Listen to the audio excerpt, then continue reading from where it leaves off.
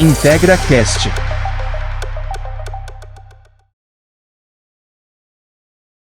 Olá pessoal, sejam todos bem-vindos ao quarto episódio do nosso IntegraCast. Eu sou Eliel e vou estar aqui conduzindo esse bate-papo muito interessante com todos vocês.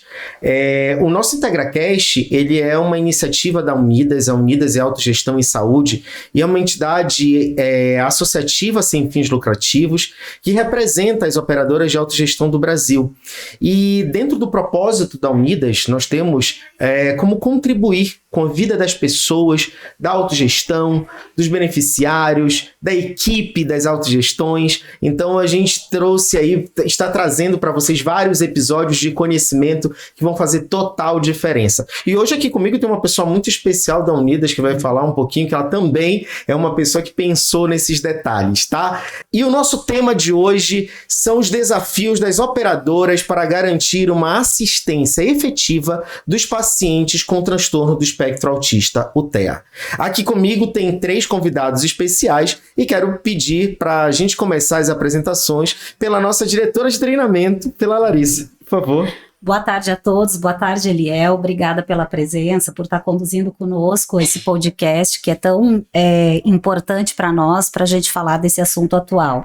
Através da Isabela, superintendente da Unidas, eu quero agradecer a presença do Felipe e da Catarina que vieram aqui conosco para a gente conversar e poder compartilhar, trocar ideia, quem sabe surgir alguns insights. Eu me chamo Larissa, eu estou como diretora de treinamento da Unidas, sou graduada em administração, especialista em administração de empresas e negócios em saúde pela PUC do Rio Grande do Sul, especialista em metodologias ativas para mudanças de profissionais de saúde pela Fiocruz e tenho MBA em gestão de equipe, liderança e produtividade.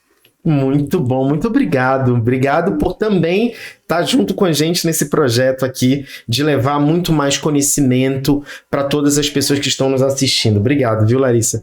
E agora quero convidar o Felipe, por favor, para se apresentar para a gente. Boa tarde, pessoal. Primeiramente, agradecer o convite da Unidas e aqui também do Eliel para esse podcast. É um assunto muito importante, é um assunto que vem crescendo, uma demanda aí de pessoas que a gente vem identificando, o aumento do TEA, desse paciente de transtorno espectro autista, e que a gente, profissionais da área, temos dado uma atenção e um carinho muito grande, e acho válido esse tema, a gente está trazendo aqui, porque eu vejo muitas oportunidades de crescimento, oportunidade de melhoria, e acredito que com todas as áreas de autogestão, juntamente com familiares e escolas, todos envolvidos, a gente tem tudo para fazer um grande trabalho e evoluir nesse meio que está só numa crescente muito grande aí. Obrigado pelo convite. Perfeito, Felipe.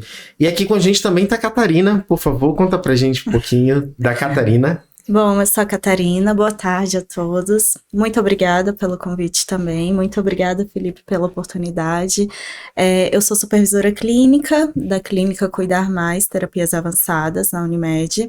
Eu sou formada pela Universidade Católica de Brasília, em Psicologia, e fiz pós-graduação em Análise do Comportamento Aplicada, que é o que a gente trabalha hoje lá dentro da Unimed. Que legal, muito bom. Para a gente começar o nosso bate-papo nessa tarde, eu queria convidar a Catarina para falar um pouquinho para a gente sobre o TEA, o conceito, né?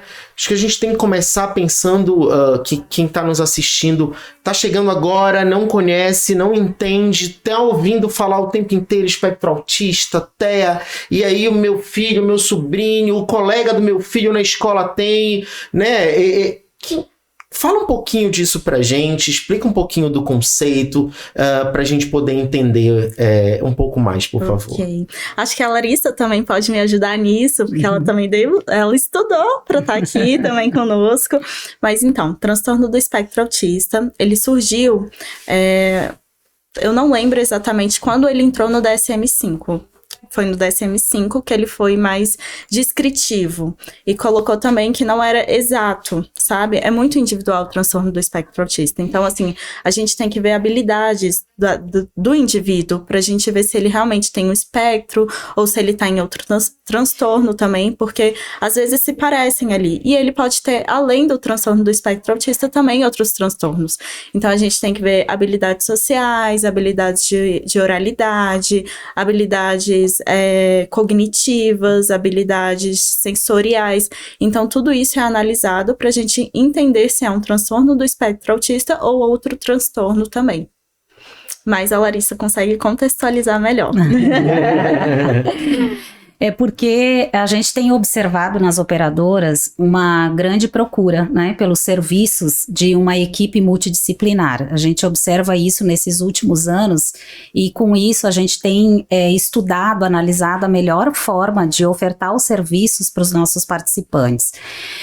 Se a gente for fazer aqui uma retrospectiva sobre o autismo, em 1951, a primeira edição, né, do Manual Diagnóstico e Estatístico de Transtornos Mentais classificou o autismo como esquizofrenia do tipo infantil. Somente em 2013 que este mesmo manual reclassificou, né, o autismo, classificando como transtorno de neurodesenvolvimento. Então, passados 11 anos, é que a Organização Mundial de Saúde publicou a 11ª edição do CID, que é o Código Internacional de Doenças, e reuniu todos os transtornos do espectro de autismo num único diagnóstico, que é o TEA. Então, a gente percebe que isso é um assunto novo e com a reclassificação do autismo, com acesso à informação, com a ampliação do acesso aos serviços e novas tecnologias, é natural que as famílias percebam alguns sinais que podem acender um alerta e imaginar, querer esclarecer se o filho, né, tem um diagnóstico de autismo ou não. E com isso passaram a procurar mais os serviços de saúde. E aí as operadoras também perceberam essa elevação da busca pelo serviço.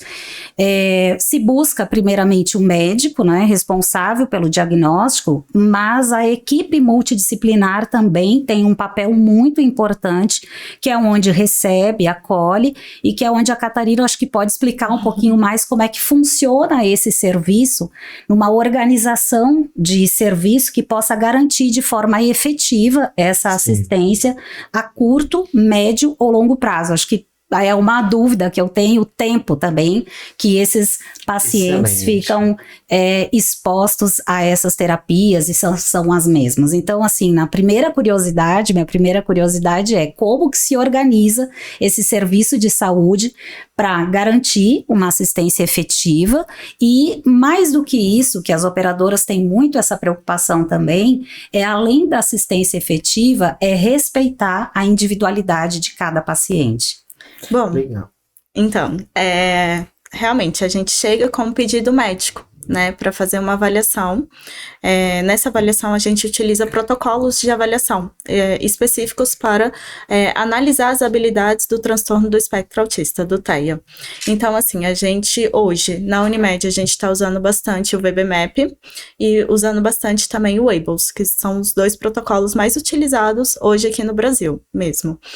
E aí, com esses protocolos, a gente consegue identificar as habilidades em que a criança, né, ela apresenta e as habilidades faltantes. Então, assim, as que ela apresenta mais dificuldade. E a gente tem que focar nessas habilidades que ela apresenta dificuldade. Então, é isso que a gente vai estar estimulando no nosso processo de atendimento. Então, assim, na avaliação é passado por uma equipe multi, né, com fono, psico, TO, fonoaudiologia, psicologia, terapia ocupacional, psicomotricidade, psicopedagogia, para a gente ver essas habilidades, qual nível que elas estão, e com isso a gente faz o plano de ensino individualizado, que junta tudo que a gente achou que deve ser estimulado naquele momento, com prioridades, porque assim, por exemplo, a criança ela não verbaliza, mas a criança também ela não tem tempo de espera. Ela não fica 5 minutinhos sentada para prestar atenção para ela conseguir fazer o treino de verbalização, de oralidade. Então, primeiro eu preciso trabalhar o tempo de espera dela para depois trabalhar as outras questões. Então, tudo isso é pensado quando a gente vai conversar com os pais sobre o plano de ensino individualizado da criança. Então, assim, a gente não quer também que ela fique ali o tempo todo na clínica, para não se tornar algo aversivo a ela. Então, a gente faz esse triângulo, que é escola, família e terapias. Então, a gente entende que esse conjunto ele dá muito mais certo do que só um fazer a sua parte. É o que eu digo assim, eu tô 10% do tempo da criança com ela. Quem tá os outros 90% é a família, é a escola, os outros ambientes que ela frequenta. Então, assim, a gente chega com pedido médico, a gente faz anamnese com os pais, a gente explica o processo avaliativo para os pais, depois passa pela avaliação. Depois que ocorre essa avaliação, há outra conversa com os pais, que é a apresentação do plano de ensino individualizado, e aí a gente vê as horas e as habilidades que a gente precisa estar trabalhando e também as especialidades que aquela criança merece ter. E é tudo muito individualizado. A gente não tem como generalizar o TEA. É impossível. Cada um precisa de algo ali. Às vezes, um mais terapia ocupacional, porque apresenta mais transtorno sensoriais, outros precisam mais de psicologia, porque apresenta mais mais falta nas habilidades sociais ou nas habilidades emocionais. Então, assim, tudo feito de acordo com o paciente. Falando, Catarina, a respeito dos especialistas, né, uma dúvida que a gente sempre recebe, a família solicitando o serviço, quando eles vão até as operadoras para pedir o serviço, é com relação à equipe multidisciplinar. A gente recebe muito o questionamento com relação à composição dessa equipe. Toda a equipe, todo o tratamento, plano terapêutico necessariamente tem que contemplar psicólogo, fonoaudiólogo, terapeuta ocupacional, nutricionista, ou isso também está relacionado à individualidade de cada paciente? Então, é feita a análise, né? Quando a gente faz a avaliação, a gente aplica o protocolo. Nessa aplicação, a gente consegue identificar onde estão as maiores demandas daquele paciente. E de acordo com as maiores demandas, a gente indica um número X de horas para cada especialidade. Às vezes, eu tenho paciente que só faz psico e TO, né, psicologia e terapia ocupacional. Eu tenho outros pacientes que já fazem psicologia, terapia ocupacional, psicopedagogia, psicomotricidade, e fonoaudiologia, então já abrange tudo. Isso depende muito também do nível de suporte do paciente, o que a gente precisa estar estimulando naquele momento. E isso pode variar ao longo da vida desse paciente também? Sim, pode variar. Por exemplo, eu posso ter um paciente que é nível 3 de suporte. O que é o nível 3 de suporte? É um suporte mais severo, vamos dizer assim. Então, é um nível em que eu preciso de mais estimulação.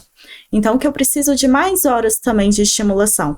E aí, eu foco na demanda do paciente. Então, por exemplo, eu tenho um paciente que tem muitos problemas comportamentais, sensoriais, tá na fase de alfabetização, deixa eu ver, tem dificuldade motora. Então, assim, esse paciente é um paciente que provavelmente ele vai abranger todas as áreas que a gente trabalha. Ele vai abranger todas as áreas da equipe multi. Então, ele vai abranger psicologia, terapia ocupacional, psicologia para trabalhar o comportamental dele, né, para trabalhar a tolerância à frustração, terapia ocupacional para trabalhar o sensorial dele também, para trabalhar a atividade de vida diária também dele. Até a interação social também a terapia ocupacional faz. O psicomotricista, ele trabalha realmente essa noção global do corpo, né? Também ele tem uma noção da motricidade fina, da motricidade grossa. Então, tudo isso vai ser contemplado em cada área. E cada área também, assim, a gente fala que é uma equipe de análise do comportamento aplicada. Então, todos eles também vão estar trabalhando o comportamento da criança, né? Para a criança desenvolver melhor. E aí, a gente junta tudo e consegue dar um melhor resultado, né? Um melhor tratamento para aquela criança, para que ela se desenvolva mais rápido e também da melhor maneira também. Mas o que eu falo também, como tudo é muito individual, a gente também leva o tempo do paciente. Não adianta a gente querer forçar, querer que ele se desenvolva, que ele tenha um boom de desenvolvimento, se não tá no tempo dele, se a gente tem que rever algumas coisinhas antes, algo básico para a gente conseguir um melhor resultado lá na frente. Eu acho que um ponto importante, Felipe, que isso repercutiu diretamente nas operadoras, é o que a Catarina está falando com relação ao tempo de exposição ao tratamento. Com o advento da Resolução 541, publicada e aprovada pela ANS em 2022, essa RN, ela aprovou, né, e garantiu a cobertura obrigatória e ilimitada de consultas com psicólogos, fonoaudiólogos, terapeutas, especialistas, enfim, independente da condição de saúde. O que não necessariamente quer dizer que esse paciente, dependendo do momento dele, vai necessitar de um número ilimitado, né? Quanto mais exposto ao método, a reabilitação, necessariamente ele melhor se recuperará. Não necessariamente será nessa ordem, é isso, Catarina? Sim, não necessariamente.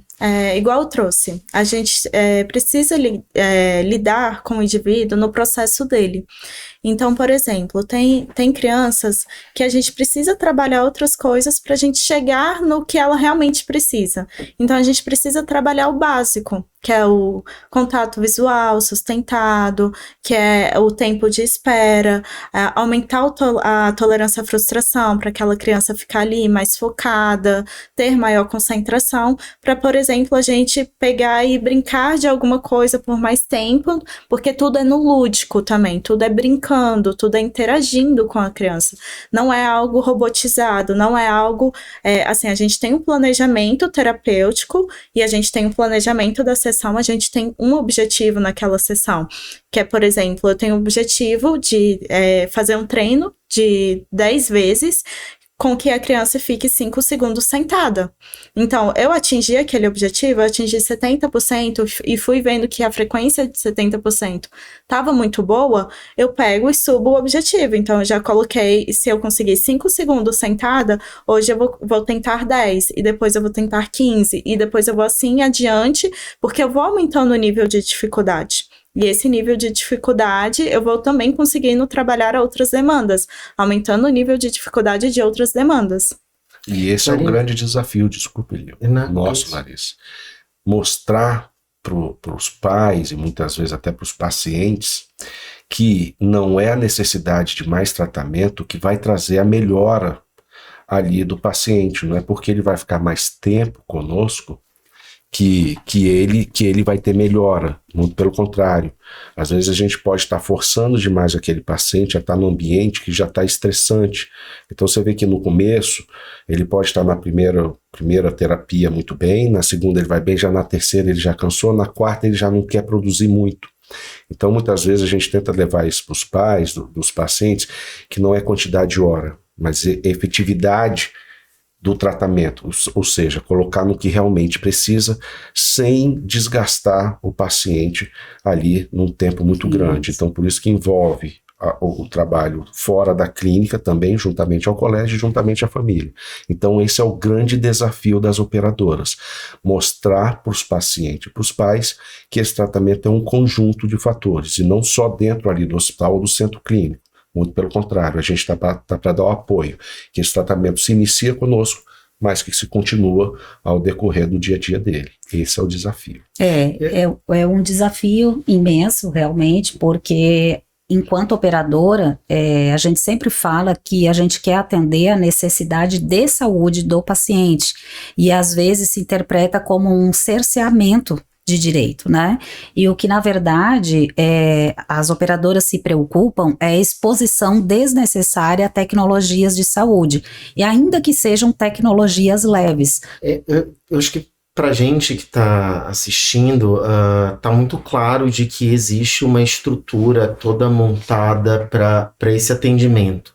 Eu só queria que a gente se debruçasse um pouquinho mais sobre os níveis, né, para a gente poder entender. A gente já está claro que existe uma personalização, mas quando a gente pensa em nível de cada um, Se puder trazer um pouquinho para a gente também, Catarina, de exemplo de complexidade, né? Então você trouxe agora sobre os 5 segundos sentados. Esse desafio de 5 segundos é para qual nível? Que a gente, ou de repente o nível 2, o nível 3 já aplicaria esse desafio? Eu queria que você discorresse um pouquinho para a gente sobre isso, por favor. Tá bom. Então, os níveis de suporte. O nível 1 é o nível mais leve. Então, é o nível em que o paciente precisa de menos suporte. Ele consegue desenvolver mais demandas e mais rápido, normalmente, né? É difícil falar assim, engessado, porque é muito individual, mas normalmente ele consegue desenvolver mais e desenvolver mais rápido.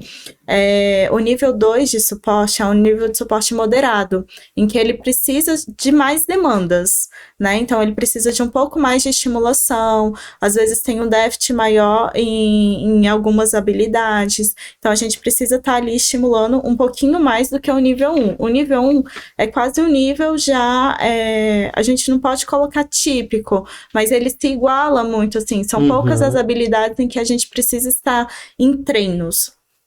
O nível 2 a gente precisa um pouco mais, que eu falei, ele é um pouquinho mais moderado, e o nível 3 é um nível mais severo, é onde que o paciente precisa de muita estimulação, né, tanto é que ele precisa de mais horas. Esse exemplo que eu trouxe do paciente que não consegue ficar 5 segundos sentadinho, é um paciente, às vezes, que tem estereotipias, que é o flap, que é de ficar balançando as mãos, ou que é o ficar com ecolalias, que é imitando o que o outro fala, pode ser uma ecolalia ali do oi, eu falei oi, ele vai ficar repetindo o meu oi, ou uma ecolalia tardia, que ele assistiu em algum desenho. Então, assim, tudo isso a gente tem que analisar, né, para fazer para saber o nível de suporte, por isso que é feito o protocolo avaliativo, para a gente saber mais ou menos em que nível de suporte, quais são as demandas do paciente, e também para a gente especificar as terapias que ele vai. Então, se vão ser todas, se vamos focar em alguma, ele tá num severo, muito severo, em que a gente tem que estar estimulando o básico, ou ele tá num severo em que a gente pode estar estimulando já algo mais complexo. Então, assim, a gente tem até estimulação de segmento de comandos, por exemplo. E a gente tem o segmento de comandos simples e o segmento de comandos complexos. O que seria o simples? Dá. Só fiz um comando. Dá. Complexo. Pega o lápis na mesa. Então, já dei mais de um comando. Então, tudo isso impacta, né, no nível de suporte. O paciente seguir, não seguir, o paciente ter aquela habilidade, aquele entendimento e realizar. Entendi.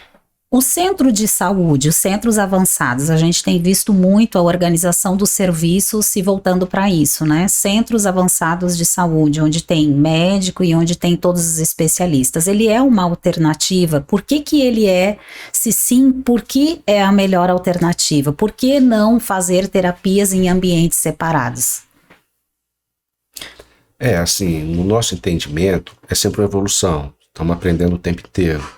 É uma área nova que a gente vem captando mais informações com uma velocidade muito grande. Então, nós estamos partindo do princípio que a gente está juntando algumas especialidades, colocando algumas multitarefas juntas, próximas, para os próprios profissionais estarem trocando ideias entre eles. Existem já alguns locais que fazem separado, o fono é no local, a psicomotricidade é em outro.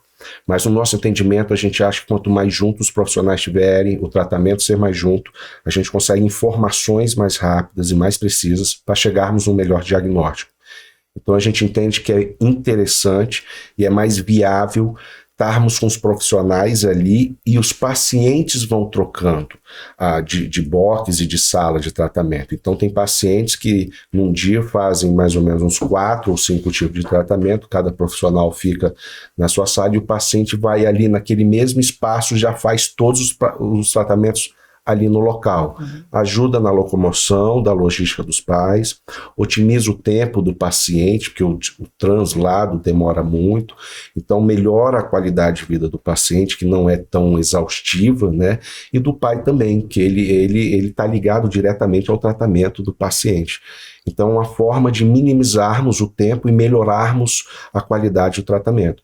Pode ser que no futuro isso mude, algum outro tratamento tenha que ser feito num local fora, que a gente já está até pleiteando, como a ecoterapia, como a terapia com animais, que está sendo muito legal, e que às vezes por estrutura, a gente não consegue fazer nesses centros médicos, que são feitos fora. Então, existe até uma ideia de repente, ter algum local que se faça tudo isso nesse mesmo local. Um local aberto, onde tem ali um tempo de tomar o sol, de pisar numa grama, de ir para uma areia, de tomar ali aquele ar natural, junto com outros, com um cachorro, com um cavalo, com uma coisa junta, mais os profissionais. Então, está tendo esse entendimento, e a gente está pleiteando aí outros modelos, mas hoje a gente vê que esse modelo centralizado com todos os profissionais tem trago um resultado muito bom, os nossos resultados estão sensacionais, a gente vai direto nos pais e eles falam ali dos resultados ali que é muito gostoso de ouvir. Quando a gente vai num pai que tem um tratamento, fala, o que você tá, como é que, olha, tá sensacional, ele está fazendo coisas que eles não faziam, ele está falando o que não falava, ele está entendendo o que eu estou dizendo que não entendia. Então a gente acredita que esse modelo que a gente está caminhando tem dado certo, e acho que tem o início de um progresso que ainda tem muito espaço para a gente avançar. Duas coisas importantes aqui da fala do... Agora, tecnicamente falando, a gente tem uma ligação direta quando é uma equipe multi num só lugar. Então a gente tem discussões de caso, né? Eu, como supervisora, eu puxo ali todos os dias uma discussão de caso diferente de algum paciente. Então, isso facilita muito o tratamento. Às vezes, o paciente não tem mais necessidade de uma terapia ocupacional. Então, meu terapeuta ocupacional chega e fala, olha, ele não tem mais necessidade por isso, por isso, por isso. As habilidades que a gente poderia trabalhar, a gente já trabalhou e o paciente adquiriu e tudo mais. Isso facilita muito, entendeu? E se for fono em um lugar, terapia ocupacional em outro, não é o mesmo tipo de tratamento, não é único, entendeu? Unificado. Acaba mudando bastante. E todos eles, lá dentro da clínica Cuidar Mais, eles têm a análise do comportamento aplicado. Então, todos eles trabalham com essa visão também. Isso facilita muito o tratamento do que fazer um tratamento aqui, outro ali e tudo mais. É a coordenação do cuidado, né, que facilita, porque é uma equipe multidisciplinar com acesso aos mesmos dados e que atendem um paciente ao longo do tempo, né, e que conseguem conversar quase que em tempo real, se necessário, e tem um prontuário único, que é uma dificuldade. A gente ainda, como o Felipe disse no início, é um assunto muito novo. Embora se fale em autismo há muito tempo, ainda é um assunto muito novo e que todos nós estamos aprendendo. Se a gente olhar os dados, por exemplo, tem uma pesquisa do SDC dos Estados Unidos que calcula que existem 1% de crianças e adolescentes autistas e adolescentes no mundo. Né? No Brasil, infere-se, não tenho a certeza, mas infere-se que existem 2 milhões de crianças e adolescentes no mundo. E dentre esses no Brasil, e dentre esses 2 milhões, 60% a 70% tem outra condição de saúde que se soma ao autismo, a exemplo da síndrome de Down, TDAH, dentre outros exemplos.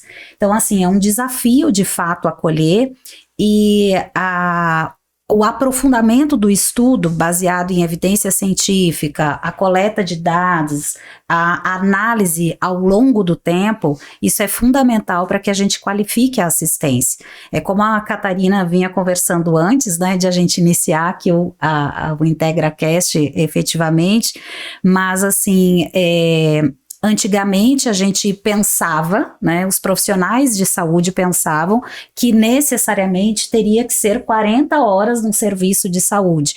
E hoje os profissionais de saúde já têm um entendimento um pouco diferente. Isso significa dizer que nós todos, isso é um desafio de nós todos, e isso é da operadora, isso é da família, é da escola, é um desafio para a gente acolher esses indivíduos nas suas singularidades e que a gente se esforce, que a gente facilite a integração social, Porque hoje nós estamos falando de crianças, então a gente está organizando um serviço de saúde para que a gente desenvolva esses pacientes e para que eles tenham uma qualidade de vida e consigam desenvolver suas atividades diárias.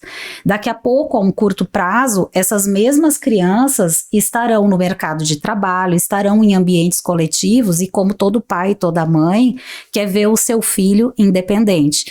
Então, isso eu acho que é o próximo passo que a gente precisa pensar, né? Como que a gente vai trabalhar com esses adultos? Como é que eles são, né? Quais os serviços que estão sendo organizados? Como que os serviços de saúde estão se preparando para receber esses futuros adultos, vamos falar assim? E eu tenho uma dúvida também técnica, que é com relação à alta. A gente fala em alta para paciente autista, ele tem alta, ele reduz o número de terapias, ele oscila conforme os desafios ao longo da vida, como é? Bom, então, a gente não fala em alta dentro do TEA, porque assim, ele nunca vai deixar de ser autista, né? Então não tem como eu dar alta para um paciente que tem um transtorno, né? Mas sim, ele pode oscilar dentro dos níveis de suporte. O nível de suporte 3, com estimulação adequada, com a participação familiar e escolar, a gente pode chegar no nível de suporte 1. Sim, a gente também tem que fazer a manutenção das habilidades desse paciente. Então, o nosso objetivo ali é a gente estar estimulando hoje para conseguir um nível de suporte cada vez menor, para que ele também possa, na vida adulta, por exemplo, fazer só uma terapia cognitivo-comportamental, na psicologia, né, ou se não uma análise do comportamento, para que ele consiga manter e conseguir conviver com as habilidades que ele já conquistou ali na infância. Então, hoje, o nosso objetivo e assim, o nosso olhar individual para a criança é exatamente para conquistar isso, né? Para que ele tenha, mesmo ele sendo uma criança, uma pessoa atípica, ele tenha as habilidades, mesmo que com algumas limitações, ele consiga viver de forma com que tenha qualidade de vida e que seja cada vez mais independente. Catarina, quando a gente está falando a gente está focando muito na criança, né? Eu queria que você trouxesse também a visão dos pais, né? Desse ecossistema que está em volta dessa criança, né? Os professores, os pais, os amigos, né? Quais para vocês são hoje os grandes desafios quando a gente está pensando nesse conjunto que compõe essa criança, né? E quais seriam os caminhos também, né? Então, hoje a gente identifica os desafios, mas quais são os caminhos que a gente pode pensar? Então, hoje, lá na clínica Cuidar Mais, a gente pensou exatamente nessa estratégia de juntar mais, puxar mais os pais e também puxar mais a escola pra gente. Então, a gente centralizou ali essa comunicação direta. Então, hoje a gente tem a educação parental. O que seria essa educação? Um momento dos pais para retirar dúvidas, para a gente também poder capacitá-los para estar fazendo alguns treinos com a criança em casa, aquele momento de compartilhar o conhecimento. Tanto os pais aqui em Brasília, eles são assim super espertos, super experts dentro da área do TEA. Então eles estudam bastante, eles fazem cursos para serem acompanhantes terapêuticos e tudo mais. Então a gente tem esse momento com os pais, né? E a gente também tem um momento de orientação escolar, em que a gente entra em contato com a escola para saber as demandas da escola em relação ao paciente, né? O que o paciente tem apresentado naquele ambiente, porque assim, a gente também tem que pensar no ambiente. E o que a gente, como terapeuta, quer? Nós queremos que ele generalize o comportamento aprendido. E extingue os comportamentos inadequados. Então, assim, a gente precisa do esforço de todos para que isso ocorra, porque precisa ser em todos os ambientes. Não dá para ser só ali na clínica, em que é um ambiente mais controlado, né? Precisam ser todos os ambientes. Então, a gente pensou nessa logística, nesse projeto, para isso acontecer, e tem dado muito certo, está sendo muito aderido. As escolas estão acolhendo também, eu espero que acolham cada vez mais. Algumas a gente tem dificuldade, outras a gente tem mais facilidade, mas, enfim, a gente está conseguindo e eles estão vendo essa importância, né, de comunicação entre a gente, até mesmo aprendendo, né, como lidar com aquele paciente que apresenta X comportamento, e torná-lo mais adequado ali, né, mais desenvolver mais naquele ambiente também. E aí, quando a gente pensa de que essa criança hoje vai se tornar um jovem e um adulto no futuro, né? E que nós já temos hoje jovens e adultos com TEA, como que esse projeto da Unimed hoje está vendo esses futuros, né? Já que a gente não tem alta, né? A Larissa perguntou e ficou claro, a gente não fala em alta quando se trata de TEA.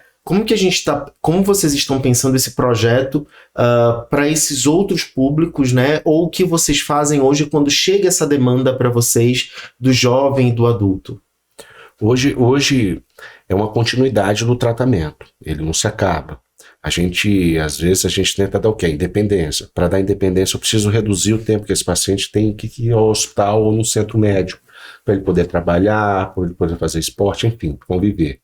Então ele começa no trabalho TEA, é analisado os níveis dele, a gente tem uma quantidade de hora no hospital, tem a quantidade de horas junto com os pais, quantidade de horas junto com o colégio.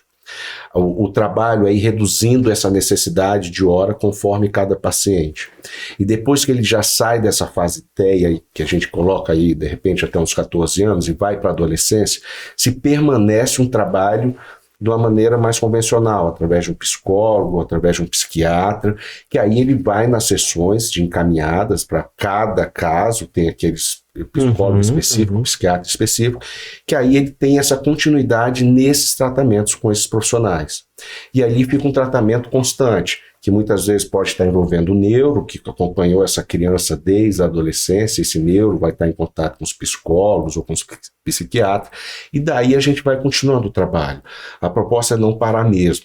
Ele continuar mesmo lá com os 80, 90, ele está se conhecendo melhor, ele se entendendo melhor com as ajudas dos profissionais. Então o tratamento realmente, ao longo da vida, que não se acaba, ele se perpetua, mas com intensidade às vezes que a gente vai se reduzindo até o ponto de repente o paciente se identificar muitas vezes que não tem mais aquela necessidade.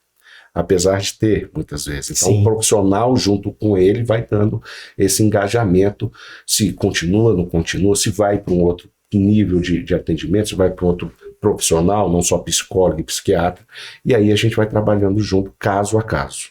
Legal. Uma curiosidade, o Felipe comentou agora sobre o autoconhecimento, né? Sou pai, né? Descobri agora, tô desconfiando aí pelo que eu tô ouvindo, assisti o podcast, o IntegraCast aqui, entendi um pouco, tô desconfiando que o meu filho ou a minha filha pode ter TEA. Como que eu começo a maturacionar isso a partir desse momento, né? Quais são os meus próximos passos antes do diagnóstico? Como é que eu vou me olhar como pai? Como é que eu vou olhar para o meu filho? E até depois do diagnóstico, né? Eu acho que a gente pode falar um pouco sobre esses mitos aí que podem contribuir com quem está nos assistindo também. Bom, é uma coisa que eu falo muito, assim, eu acho que não importa o diagnóstico, eu acho que importa ali os comportamentos que eu preciso trabalhar de cada indivíduo, de cada criança, né, então, assim, lógico, o diagnóstico às vezes traz um alívio, agora eu entendo porque eu tinha isso, porque eu tinha aquilo, porque que meu filho apresentava esse comportamento, porque que ele não apresentava tal habilidade. Então, assim, às vezes isso dá uma clareza. E aí, o que a gente recomenda? Procurar um neuropediatra ou um psiquiatra também, que ele vai ter mais instruções para passar por uma avaliação, para fazer a indicação de terapias, para ver se o desenvolvimento dele está de acordo, ou se precisa ser estimulado as outras habilidades e tudo mais. Porque realmente não dá para fazer o trabalho sozinho. O neuro não vai dar um diagnóstico sozinho ali, ele vai passar por todo esse trabalho multi para conseguir ver se realmente é aquele diagnóstico ou pode ser outro diagnóstico e poder dar um diagnóstico mais certeiro, né? Mas eu, Catarina, gosto de trabalhar com comportamento. Então, se a criança que chega até mim precisa adquirir tal comportamento ou extinguir outro, para mim não importa se é TEA, se é TDAH, se é TOD, ou se é TEA com TOD. Então, assim, eu quero o desenvolvimento e a qualidade de vida / independência daquela criança, daquele paciente. Aí todas essas partes envolvidas, eu fico pensando um pouquinho no desafio de operador e prestador de serviço, com relação a esses profissionais multi, né? A importância da equipe multidisciplinar e o quanto o mercado ainda precisa ofertar mais esses profissionais, com a crescente busca por essas clínicas, por esses centros de referência. A gente tem observado uma falta, né, de determinados profissionais. A gente percebe, por exemplo, terapia ocupacional, se fala muito, a gente olhando o Conselho Federal de Fisioterapia e Terapia Ocupacional, no DF existem 624 terapeutas ocupacionais. Desses 624, eles estão distribuídos em hospital, em escola, em cargos de gerência, profissionais trabalhando em diversos locais, né, em clínicas, inclusive, e a gente já percebe que há uma deficiência, né, uma pequena oferta. Então, isso também é um trabalho que requer tempo, né, não depende somente da velocidade de um segmento ou de uma determinada parte, mas é um trabalho de todos em busca da qualificação. Como é que vocês têm se preparado para isso, Felipe? Assim, como vocês têm se organizado? A dificuldade é muito grande de encontrar profissionais. E você colocou um exemplo muito legal, porque aqui em Brasília tem 620 e poucos psicomotristas. Terapeutas ocupacionais. Terapeutas ocupacionais. Mas nem todos têm as certificações necessárias, muitas vezes. Então, a gente, da Unimed, nós tivemos muita dificuldade de pegar os que tinham curso ABA. E tinham que ter as certificações e ter finalizado e passado enfim, ter terminado a certificação. Nós ficamos quase 3 meses até inaugurarmos o nosso TEA, porque não encontrávamos profissional. A gente chegou até a pensar em trazer de fora, de outros estados, São Paulo, Rio, porque nós não estávamos conseguindo. Então nós chegamos quase a vislumbrar isso de exportar, vamos dizer assim, profissionais de outros estados, pela dificuldade do profissional realmente qualificado para a área. Então teve essa dificuldade, muitos dos profissionais ainda não se atentaram na necessidade da demanda, então o mercado está muito enxuto, é uma luta que um fica puxando do outro. Isso às vezes encarece o profissional, que ele fica ali podendo escolher para onde vai. Então a gente tenta segurar ou reter esse profissional no quê? Nessa perspectiva de um treinamento, que a gente vai passar, vamos melhorar as qualificações dele, junto vamos fazer um trabalho, junto com o operador, um trabalho ali do que é melhor, do que pode agregar, o que não pode, cursos técnicos, cursos de certificações. Então a gente tenta melhorar aquele perfil dos profissionais através de certificações que já são bem fechadas. Não são muitas as áreas que eles fazem. Então são 2, 3, 4 cursos que realmente eles precisam ter e nem todos os têm. Os cursos são altos para se fazer esses cursos, né? Não são cursos baratos, que às vezes os profissionais não conseguem arcar. E requer tempo também, né? Requer tempo, né? Então é uma dificuldade muito grande mesmo. E comentando a pergunta do Eliel, que foi muito interessante, como é que é a percepção do pai que se identifica com a criança, tem 2 vertentes, que vai muito do pai. Eu tive um exemplo que agora eu estou com o TEA, trabalhando na área de saúde há 25 anos, e o TEA começou comigo há 1 ano, não era uma coisa muito nova, então estou aprendendo muito. Inclusive, quando você falou que você chorou na sua entrevista, alguns dos pais que eu fui conversar, a gente acaba se sensibilizando. Porque eu tenho filho, a gente sensibiliza mesmo pela dificuldade do dia a dia. E teve um fato comigo, num clube, que eu estava no clube com meu filho, e veio uma criança brincar comigo. Foi muito legal isso. E aí a mãe veio, meu filho tal, e eu vendo a criança, a gente acaba aprendendo. E eu falei, ele é TEA, né? Aí ela parou assim, foi muito curioso esse casal, ficou me olhando, ela, como o senhor sabe? Eu ainda não falei isso nem pro meu marido. Eu falei, desculpa, é porque eu trabalho com TEA, se ele não é, ela não, achamos que ele é, ele já tinha 6 anos. E eles não sabiam. E eu encontrei, fiquei naquele clima até ali, eu falei, ai meu Deus, eu acho que eu falei uma coisa que ela não sabia. Mas elas estavam já começando a entender.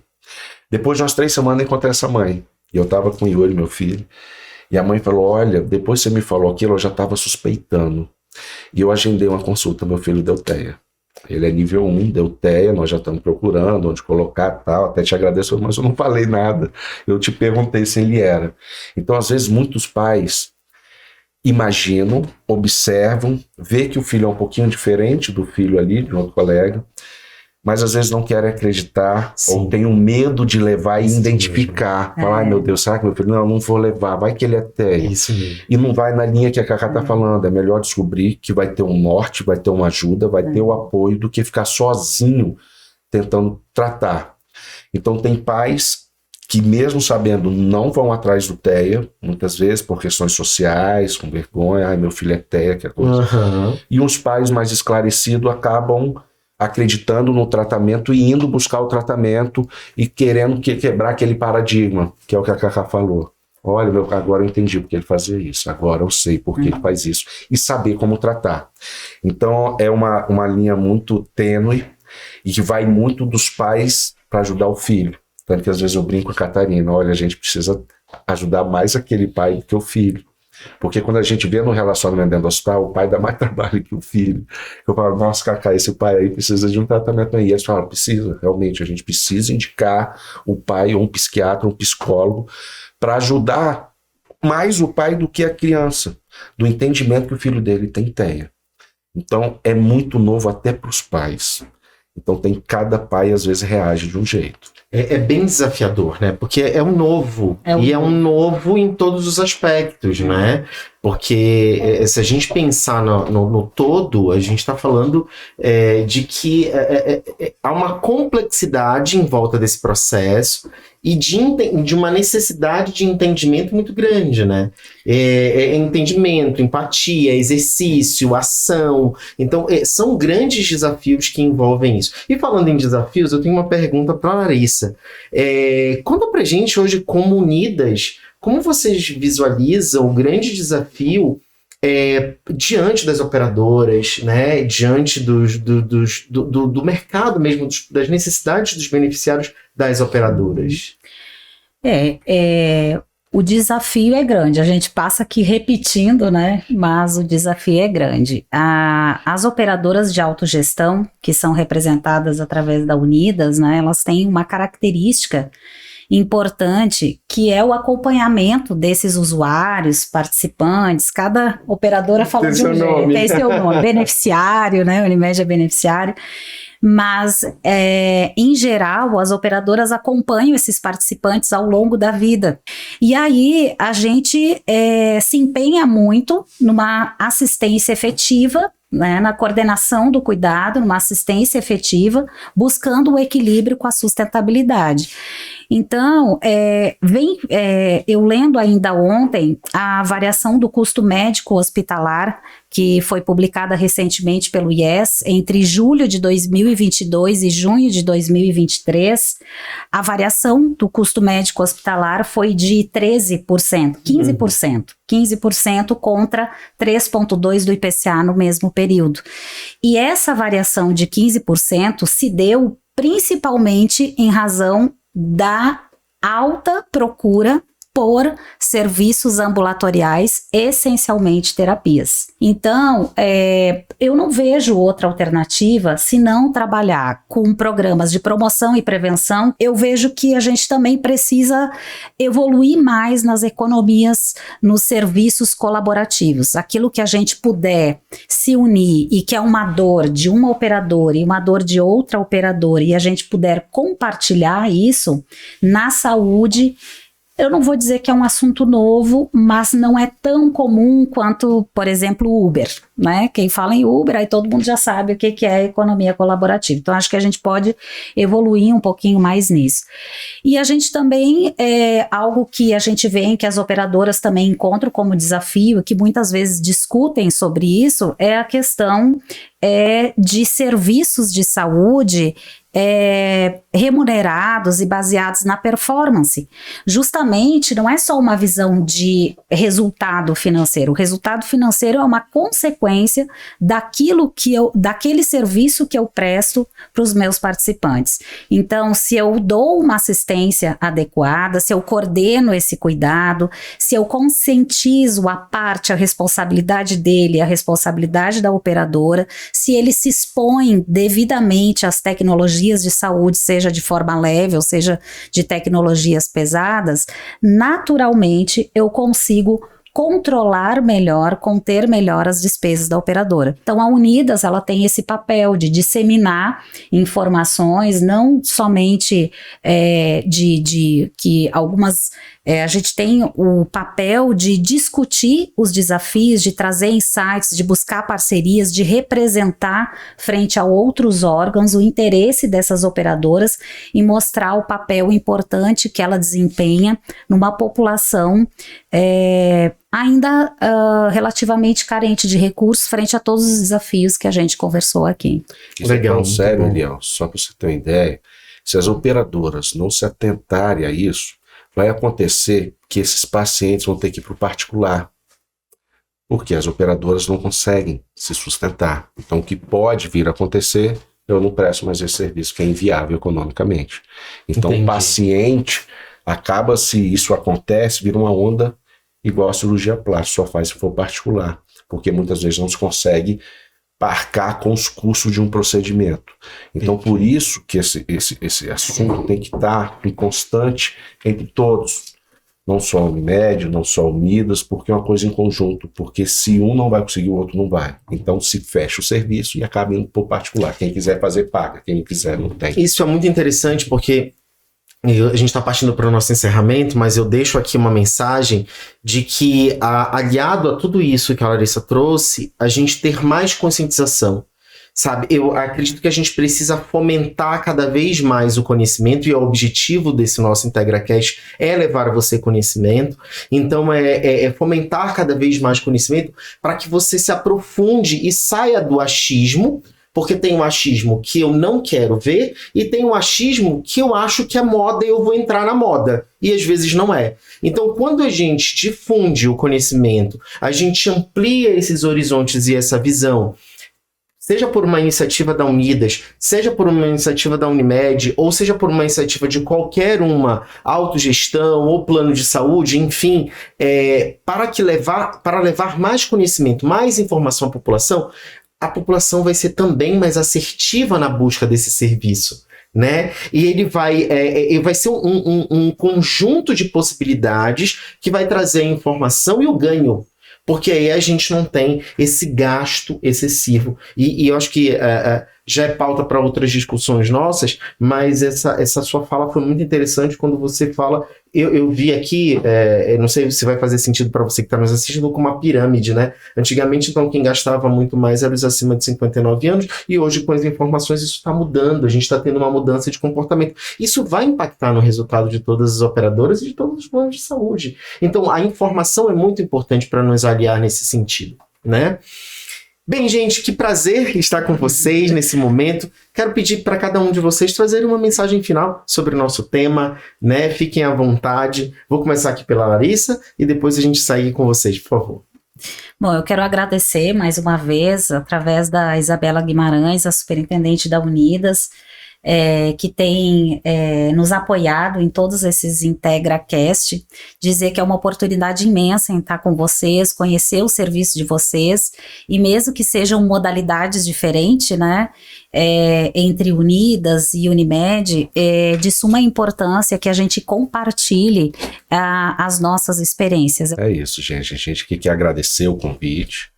É um tema muito interessante, bem no acrescente, e que todos nós, não só operadora, médico, corpo multidisciplinar, nós temos dado uma atenção e um carinho muito grande, porque a gente sabe dos desafios que são enormes, mas acredito que junto com as outras operadoras, junto com os programas que vêm saindo, junto com divulgações de informações, quanto mais conhecimento, mais fácil trabalharmos, melhor a gente costuma calcular viabilidades. Então acredito que é muito importante essas pautas, Eliel. Você está de parabéns pelo programa. A gente fica aberto se precisarmos detalhar mais fatos, mais dados. Então, obrigado pelo programa, sucesso a todos nós. Tenho certeza que juntos vamos fazer um trabalho fantástico nesse público e que só cresce, e a gente está aqui para tratá-los da melhor forma possível, para trazer uma qualidade de vida boa para eles. Muito bom. Por favor, Catarina. Então, realmente, quero agradecer esse momento de fala. Eu acho que é conhecimento, são trocas, né? E mais importante, acolhimento. Eu acho que de alguma forma a gente está acolhendo também esse público, né? E a gente está buscando o melhor tratamento. Acho que tanto como operadora, como principalmente assistencial, né? A gente sempre busca o desenvolvimento dos nossos pacientes. A gente busca sempre os pacientes como assim, acaba tornando família também, querendo ou não, porque tá ali quase todos os dias com a gente, então a gente cria um vínculo muito grande com todos eles. Então esse momento é super essencial. Queria realmente agradecer por tudo, gente. Que bom, que bom. Então, pessoal, esse foi mais um episódio do nosso IntegraCast. Queremos convidar vocês para ficarem sempre atentos, tá? Aos links que nós vamos estar enviando para vocês por e-mail, que vocês possam se aprofundar cada vez mais, assistirem os episódios anteriores, os próximos que virão, porque sempre a base dessa estrutura do IntegraCast, a base da Unidas DF, é levar para você cada vez mais informação. Muito obrigado. Obrigado, gente. Obrigada.